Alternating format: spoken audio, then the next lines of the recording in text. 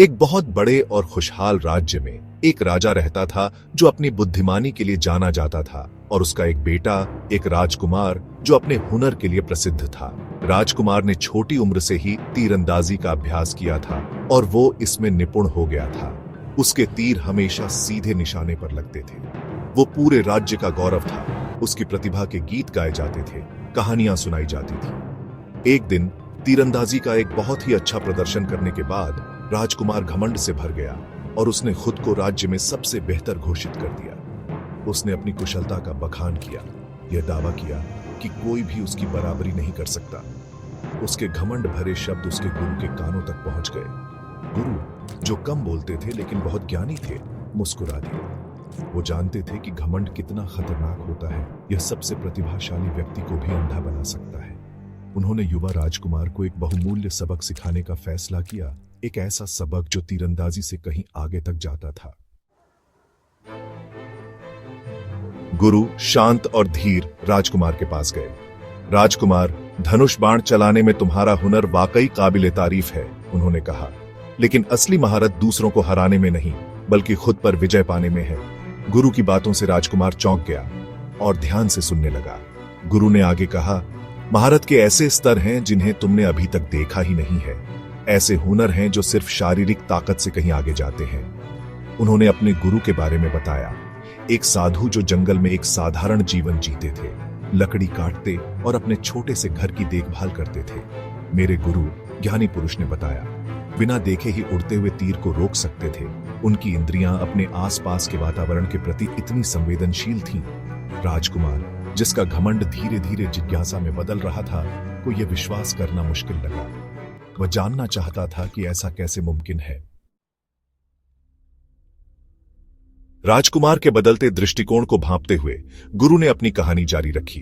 उन्होंने महारत के एक और ऊंचे स्तर के बारे में बताया जो उनके गुरु एक ऋषि में था जो पहाड़ों में रहते थे। उन्होंने समझाया कि इस ऋषि के पास ऐसी शक्तियां थीं जो तर्क और कारण से परे थीं। गहरे ध्यान और अटूट एकाग्रता के माध्यम से, गुरु ने समझाया, वो प्रकृति की शक्तियों को भी नियंत्रित कर सकते थे। वो सिर्फ एक विचार से उड़ते हुए पक्षी को गिरा सकते थे और दूसरे विचार से उसे वापस जीवित कर सकते थे। राजकुमार, जिसका मन ऐसी असाधारण क्षमताओं को समझने के लिए संघर्ष कर रहा था, अपनी समझ की सीमाओं को महसूस करने लगा। गुरु ने जोर देकर कहा, राजकुमार, ये जादू नहीं है बल्कि एक ऐसी शक्ति का प्रकटीकरण है जो हम सभी के अंदर सोई हुई है। उन्होंने समझाया कि असली महारत मन को नियंत्रित करने से, उन बेचैन विचारों को शांत करने से आती है जो हमारी धारणा को धुंधला करते हैं और हमारी क्षमता को बाधित करते हैं। भाग 4, असली महारत। गुरु के बताए गए ज्ञान से राजकुमार को अपने घमंड का एहसास हुआ।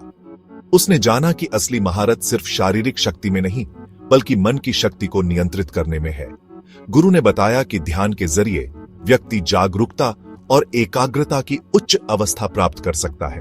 जब मन शांत होता है, उन्होंने विस्तार से बताया, तो हमारी ऊर्जा अनावश्यक विचारों और चिंताओं से व्यर्थ नहीं जाती। यह एक शक्तिशाली बल बन जाती है जो असंभव को भी संभव बना सकती है। इस गहरे अभ्यास को सीखने के लिए उत्सुक राजकुमार गुरु के चरणों में बैठ गया, एक नई यात्रा शुरू करने के लिए तैयार। राजकुमार के बदलाव से खुश होकर गुरु ने उसे ध्यान की कला सिखानी शुरू कर दी। उन्होंने राजकुमार को अपनी सांसों पर ध्यान केंद्रित करने, अपने मन की निरंतर बकबक को शांत करने का निर्देश दिया। उन्होंने उसे बिना किसी निर्णय के अपने विचारों को देखना सिखाया, उन्हें आकाश में बादलों की तरह गुजरने दिया। भाग 5, महानता का रास्ता। जैसे जैसे राजकुमार ध्यान के अभ्यास में गहराई से उतरता गया, उसने अपने अंदर एक गहरा बदलाव महसूस किया। उसने शांति और स्पष्टता की एक नई अनुभूति की। उसकी इंद्रियां तेज होती गईं, उसकी जागरूकता बढ़ती गई। दुनिया ज्यादा जीवंत, ज्यादा खूबसूरत लगने लगी। उसने महसूस किया कि असली ताकत दूसरों पर विजय पाने में नहीं बल्कि खुद पर काबू पाने में है। राजकुमार की प्रगति को देखकर गुरु मुस्कुरा दिए।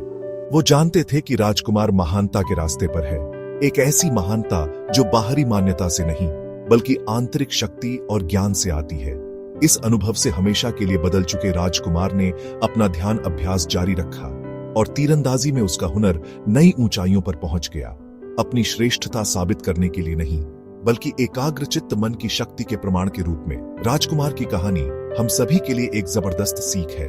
असली सफलता, असली संतोष सिर्फ बाहरी उपलब्धियों में नहीं, बल्कि आत्मनियंत्रण की खोज में है।